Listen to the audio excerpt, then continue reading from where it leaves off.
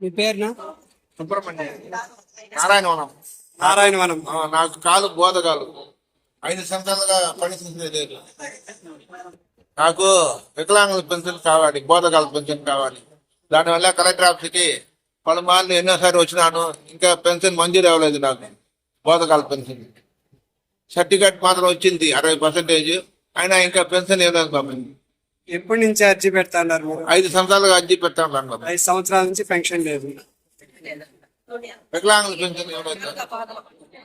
Collector office కి ఈ రోజు రావడం జరిగింది. ఎంప్లాయ్మెంట్ కోసం వచ్చారనమాట.